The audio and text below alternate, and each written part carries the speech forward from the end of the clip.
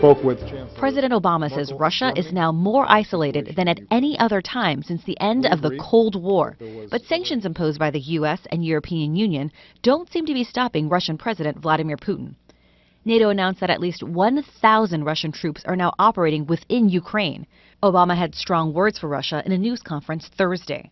Russia has deliberately and repeatedly violated the sovereignty and territorial integrity of Ukraine, and the new images of Russian forces inside Ukraine make that plain for the world to see. The president was talking about these satellite images made by Digital Globe and annotated by NATO. In this image, you can see what appears to be self-propelled Russian artillery units inside Ukraine. This combination photo shows a portion of the Russian-Ukraine border that was mostly empty 2 months ago, alongside an image of the exact same location on August 20th. The location now appears to be filled with Russian battle tanks.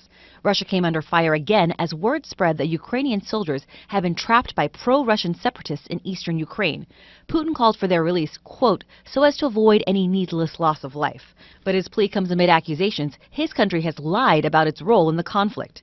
Ukrainian President Petro Poroshenko has called for outside support as the crisis escalates. In an address on Ukraine's international television network, Ukraine Today, he asked for more than just sanctions against Russia.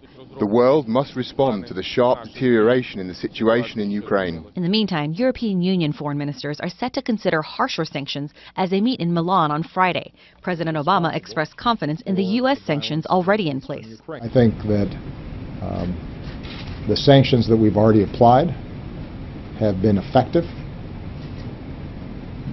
Our intelligence shows that the Russians know they've been effective. According to a report by the UN Human Rights Office, an average of 36 civilians a day are killed in eastern Ukraine, and more than 2,500 civilians have been killed overall.